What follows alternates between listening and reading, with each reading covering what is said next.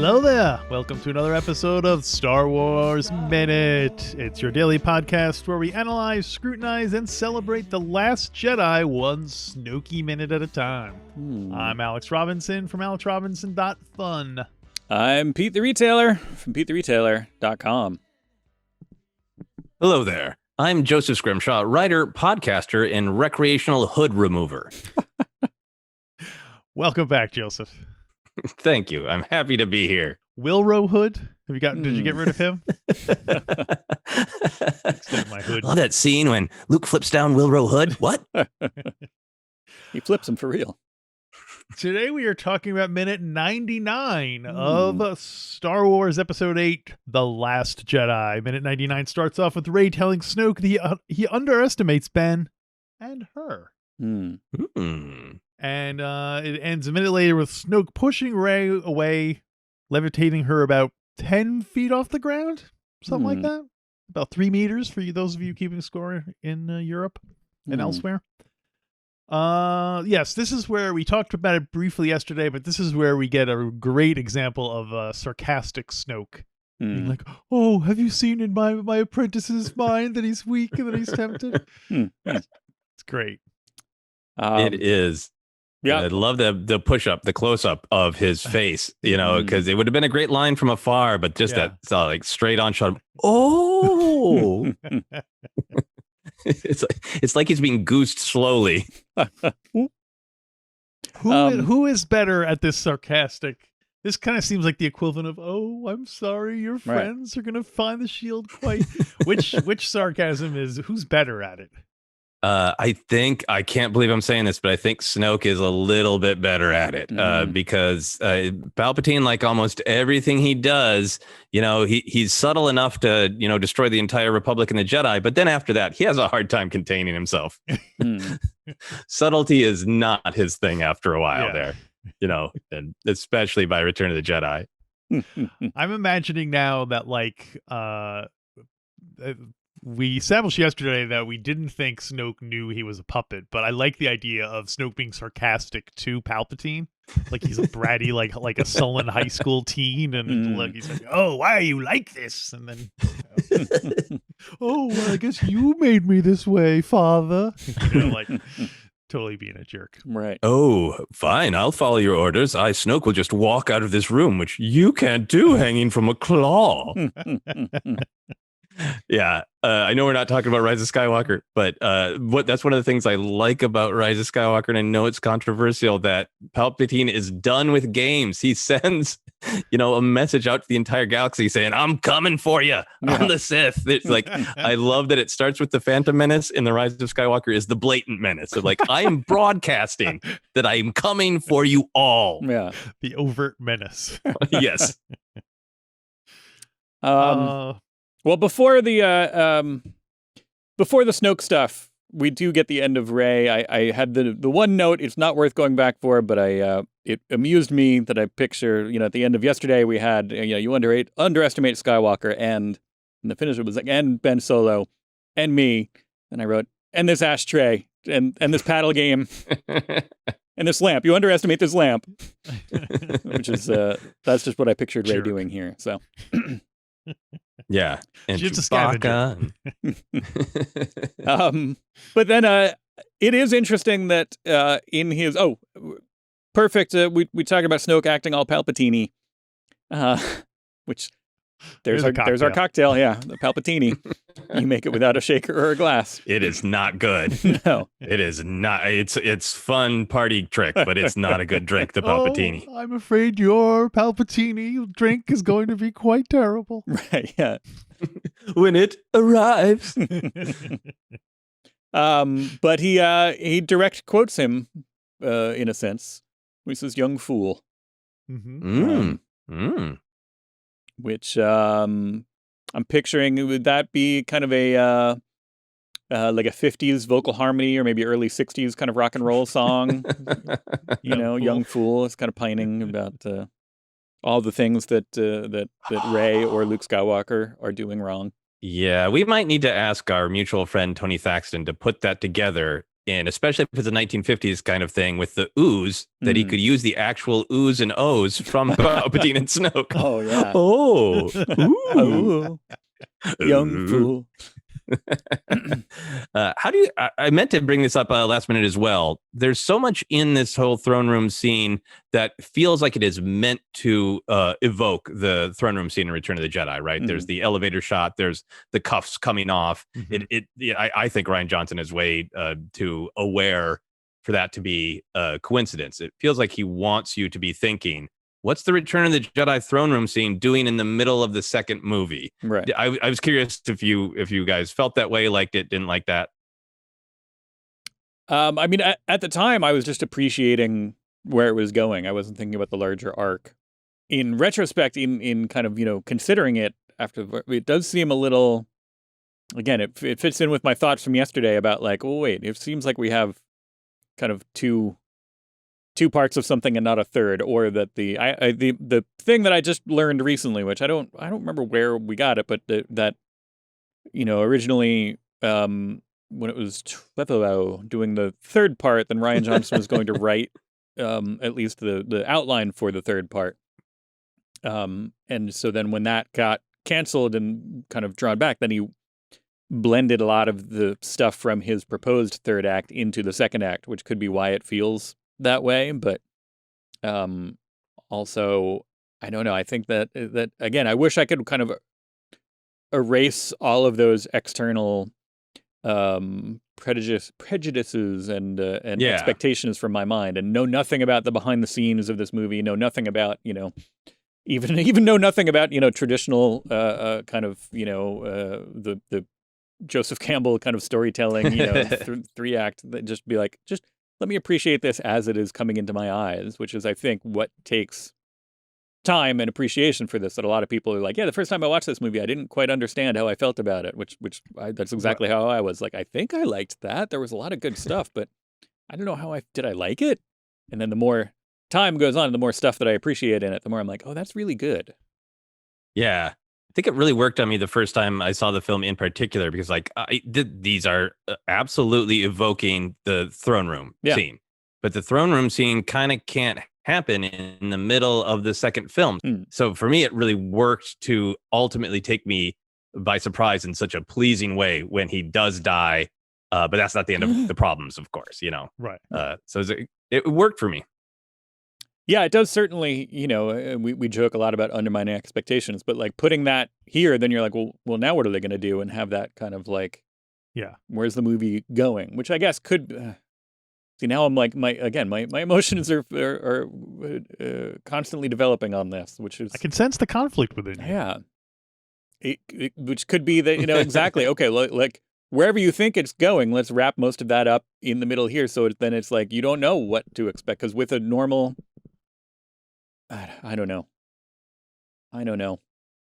guys. Well, here's something else we don't know. I did not mean this within you yourself. We get a like we said, we get a intense close up of Snoke's face, and I noticed his eyebrows, and he had little wisps of hair on top of his bald head. It made me wonder, what was his hair like? Was there ever a young Snoke where he had a thick, lush head of hair? And what color was it, and what style did he keep it in? Or was he just cloned that way, and he's never had a thick head of hair? But does he think he had a thick head of hair at one point? And if so, how would he have styled it? In that Rise of Kylo Ren comic book, he's got a weird hat, which is really, really fun. He's got a weird little hat. But I love the idea that he was cloned younger with hair, and that was like a pain in the ass on Exegol. Of like, we have to keep updating the clones to really keep them up to date with Snoke's current appearance. So it's like an efficiency thing. It's like, they should have made him like the medical droid that had no face from earlier in the film. Where it's just like, let's make him kind of blank and unassuming, like a almost like a blob, so that way it's easier for us to just get. We don't have to worry about details. Just make him like a vaguely formed blob. Or just like a Yeah, he cute. started out as just tall Charlie Brown. Right. There you go. I like to picture him having a stash in his younger days, experimenting with growing a stash. What now? Oh yeah. Picturing him with like a toupee too, that he wasn't like, it wasn't like his hair was always kind of like this, and then he started like work like a Stan Lee kind of a thing where he's working with different designs. Oh, Oh man. yeah. It's I hard. like that a lot. It's hard to take anyone seriously wearing a toupee, isn't it? Luckily, I have very faulty wigdar, and so I don't. I never notice unless it's like obscenely obvious, unless it's just kind of like a completely different color plopped on top of it's like an old toupee, so it's like like a brown like nest sitting on top of a gray circle. Yeah, I'm generally bad at wigdar too. If your toupee is bad enough where I can tell you're wearing a toupee, then it's a really bad toupee. Like I should be work at the toupee store where and I'm the ultimate judge in whether or not that. They don't even tell me it's a toupee store. Go, oh, here's this gentleman. Look at his shirt. What do you think? I'm like, oh, looks pretty good. Next door to the toupee store, every once in a while they just open up a door and be like, "Hey, Alex, check this guy out." I'd be like, "What is that? A toupee?" But all right, see you later.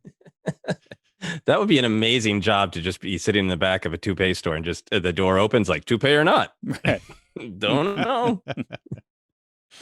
Yeah, I love Snoke's teeth, and I love the close up we get of Snoke's teeth. This time around when I was watching it for this wonderful show, they really felt like they were illustrated by Robert Crumb in particular, just like the way they were arranged, not quite right. A lot of little cross-hatching details in there. Uh-huh. How much do you? Well, he doesn't like. I was going to say, how much do you think it would cost to commission Crumb to draw Snoke? But he wouldn't. Like, I don't think there's enough. I think he's got everything that he needs. He's playing the ukulele in France. Like, we don't need to. He doesn't want for anything. That there's no like. You couldn't back up a Brinks truck and be like, "Can you draw Snoke?" Like, I just love the idea of Robert Crumb being in like an artist alley type situation, and people are coming up to him going, "Would you draw Captain Marvel fighting Mr. Fantastic?" We're gonna draw a Moon Knight. Like, all of the above. Would love to see Crumb's take on Captain Marvel fighting Mr. Fantastic, Moon Knight, Snoke, definitely. Moon Knight wearing Poe's jacket. Perfect. There you go.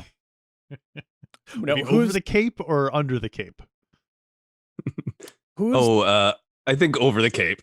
Okay. So it's like sticking out beneath the bottom like a flare. Okay, I like it. It's like a kid's sticker book where it's just a regular drawing of Moon Knight, and then you slap on a Poe's jacket sticker on top of it, and it doesn't fully quite match up. And I'm gonna go as Poe's jacket for Halloween. Oh, there you go. You won't see my face. It'll just be like a big jacket, but oversized, so like it goes down to your feet, kind of. Yeah.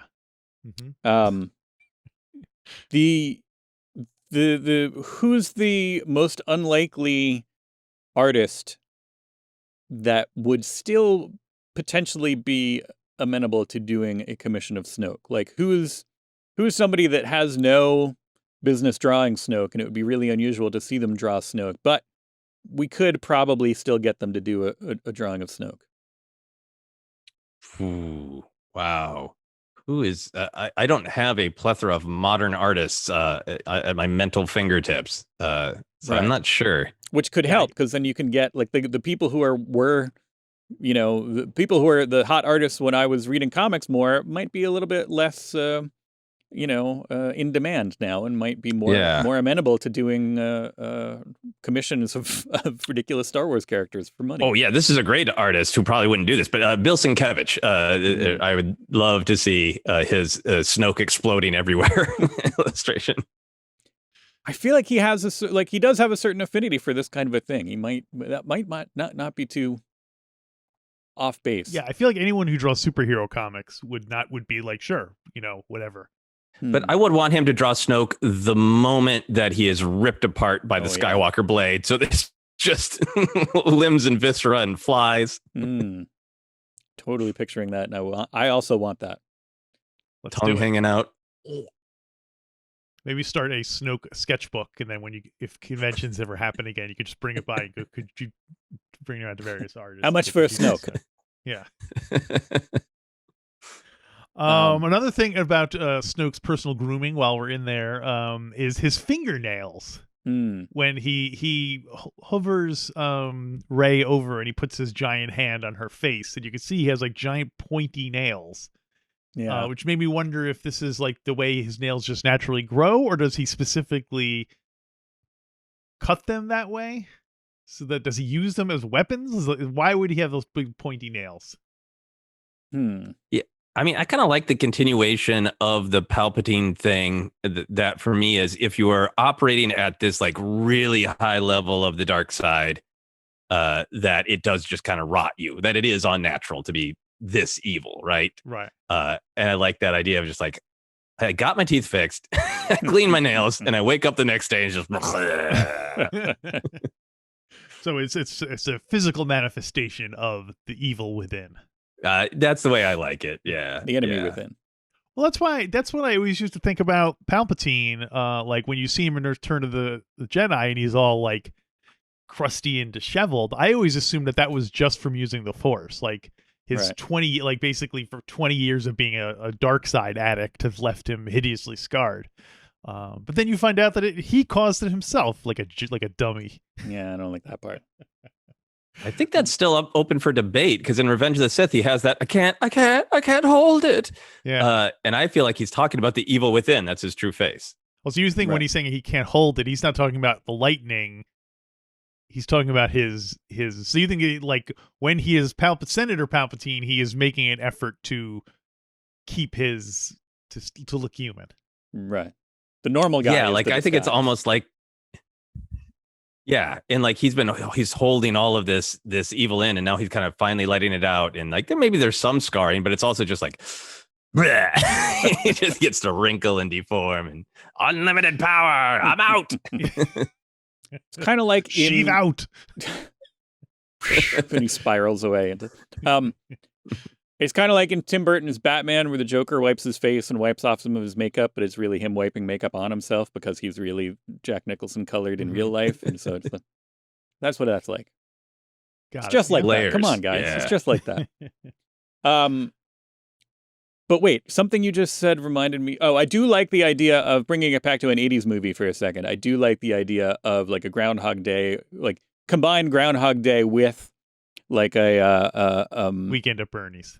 Well, not quite. More like a I don't know, one of those kind of Taming of the Shrew type of movies. So you get, like every day Snoke wakes up and he tries to make like he gets his teeth fixed and like does the whole like looking at himself in the mirror, putting on a different outfit, like getting his like putting his toupee on, like, and at the end of the day he's like looking good, put his sunglasses on, goes to bed, wakes up, and he's just back to normal Snoke. Like no matter what he does, it doesn't take, and each time he just tries it, and you get a little musical montage of him doing it over and over again, and eventually he just gives up. He's just like, I'm just gonna sit here and wear a robe and poop in this chamber all day.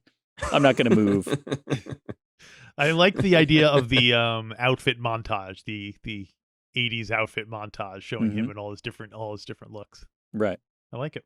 You need some kind of maybe all of this is assistant or something with him to give him a thumbs up or a thumbs down. The Praetorian Guards, I assume. I guess so. Yeah, they don't speak, so they could just be like, thumbs up, thumbs down. Praetorian Guards, I assumed wrongly. So one thing I learned in the visual dictionary is Snoke has some rings, one of which they show a close-up of, and it has an obsidian stone. That obsidian stone came from the Darth Vader's castle on Mustafar. And so there you go. So is that kind of like when you could get like a chunk of the Berlin Wall or something like that, or like a you think like by at this point Darth Vader's castle has pretty much been taken away by rabid souvenir hunters. Yeah, totally. They just gutted it. Authentic on space eBay. We do see him on Mustafar in Rise of Skywalker, right? Nobody. We do see. Yeah, and it's the ruins of the castle are in the background. Yeah. Have to keep an eye out for that. Wait a minute. In Rise of Skywalker? You remember those little slow motion scenes where Kylo Ren is fighting a bunch of anonymous guys? Right. Okay. That's supposed to be. I don't think they ever say it. I think, but it's an ancillary materials. Yeah, it's very much Mustafar. Yeah. Very much. That's the shirt that I got last time I went there. It said very much Mustafar. One thing I do like that Snoke does the "It was I" speech, Right. which I think is something that is sorely missing from The Rise of Skywalker. Well, speaking of which, I wish he had pointed out all the things he'd been doing along the way to make this happen. Yeah, and he does what he says. Like, it was I who bridged your minds. Yeah. Which, is it really? Are we taking him at? Are we believing him? Is he just lying to kind of influence them? Which I believe a lot of what he says might be lies, just to manipulate them. But if not, then when and how and what's going on and where am I? No, I think he's telling the truth. I think this is his villain reveal moment. Like he's got James Bond tied up and now he's going to tell him the whole plan moment. I think it's exactly what he's saying. It's the classic overconfidence of the bad guys thinking that connection will of course lead to weakness, right? Rather than connection will lead to strength, which he finds out the hard way in just a few minutes. But yeah, like I think it tracks really well of, he's disappointed in Kylo for real, but he's making Kylo feel even more lost and alone when he's saying, you're not Vader, you can't kill the light, you're just a child in a mask. And now I'm going to link his mind and he's going to whine right to this Jedi I want to kill. And she's going to see some connection with him. And then, she'll come to me and I can get Luke. And then I don't have to be afraid anymore. Snoke doesn't say that part out loud, but I think that's what's going on. And then, for me, I like that idea of like Snoke absolutely did bridge their minds initially, but then they're connected through the dyad, which is why they remain connected at the end of Last Jedi, even though Snoke's in two pieces. Right. Or more. Yeah. He's his own personal dyad. So the other further question is Snoke doing this because it's his idea, or is Palpatine basically making, having him do this? Does Palpatine want Kylo Ren and Rey to be together, or I lost track of the. I think. Yeah, no, this is he needs the power. Yeah, Palpatine needs a strong Force body to possess. Okay. He wants that to be Ben Solo is absolute petty revenge for the Skywalkers. So I think early on when he finds out that Rey exists and she's a powerful Force user, like, hey, great, if I can get her. Well, no, I'm going to concentrate on this Ben Solo kid. And I think he's really consistent between Last Jedi and the beginning of Rise of Skywalker. Rey's fighting for the light side. He wants her dead, and he wants to possess Ben Solo. And Leia ruins that in Rise of Skywalker, so he pivots to Rey. But isn't Rey his granddaughter? Yeah, but he doesn't give a damn about that. He just wants a powerful Force user to possess. Ideally, it's Kylo. Yeah. So everything Last Jedi works. He wants Rey dead because she's a threat. Yeah. And he wants Luke dead. He's afraid that Luke will survive and not just be powerful, but will train other people like Rey. So he wants Rey dead, and he wants Ben Solo miserable. So he'll agree to being the basically Palpatine. Yeah. And that's all going along great. That's why at the beginning of Rise of Skywalker, he's like, hey, Ben Solo, you can have everything you want. You can finally, get out of the shadow of Vader and accomplish what he could not. Just kill this annoying Jedi for me. And that's all going along great until Leia and everybody intervenes. Leia and Rey intervene to turn Ben back to the light. And we even have that little exchange between Palpatine and Pride saying, the Princess of Alderaan, messed up my plan, but I can fix it. And then he pivots to trying to turn Rey. That is to be fair, that is classic Palpatine of having multiple plans that seem to contradict each other. But that, which I think means that he's just taking credit for stuff as it happens. None of this is his plan. None of it is what he wants. So the same with, Snoke. Snoke is just sitting there like, yeah, it was I did that. I bridged your mind so you could talk to each other, which makes it seem like he has more power and he's in control of things and gets them to second guess themselves. So he's just like, yeah, I did that. That was me. And that's, I do like that he says he stoked their bond. I like that Snoke stoked. I was trying to think of other one more word we could put in there. Right. But cloak? Nothing. No. Cloak. Poke? I poked his tortured soul. Well, stroke. There you go. He says, with the cruelest stroke, I stoked your Oh, yeah. Snoke stoked it with the cruelest stroke. My stupid note note for that was the cruelest stroke is Julian Casablancas. So that's I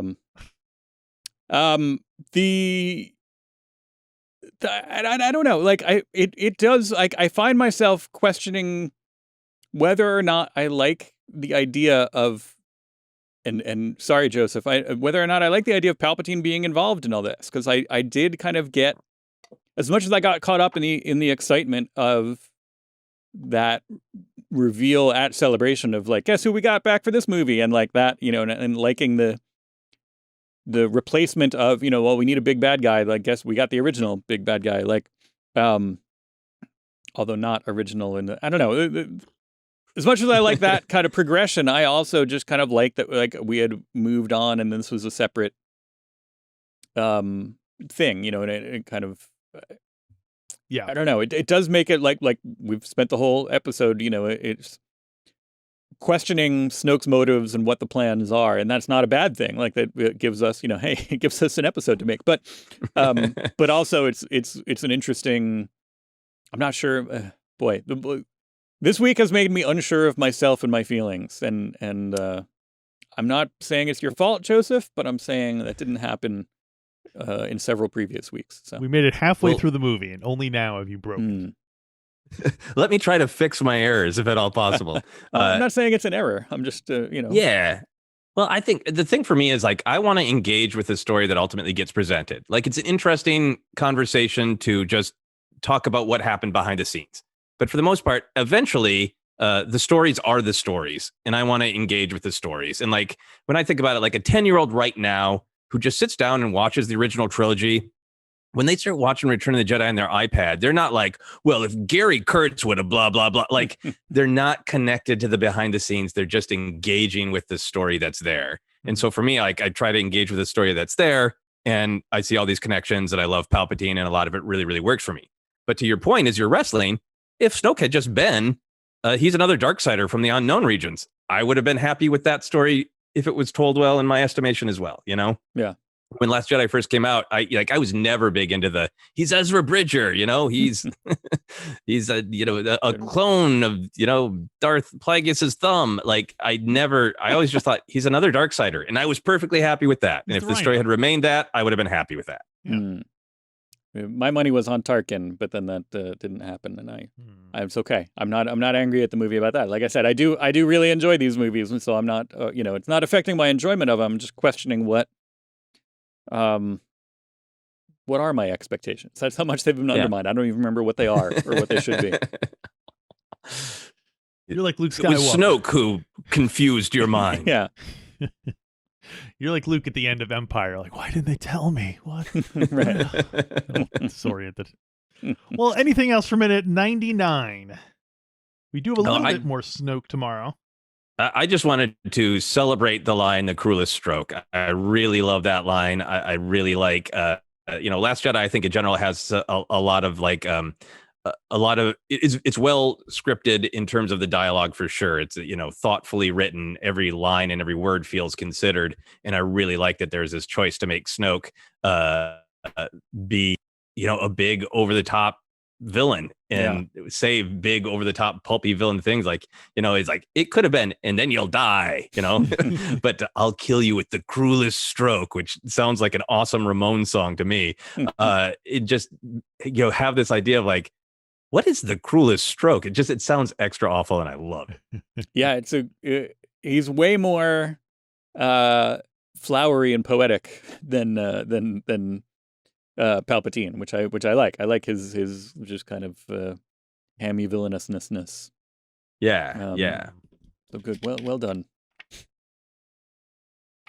All right, then. I guess that'll wrap up minute number 99, last of the double digits. And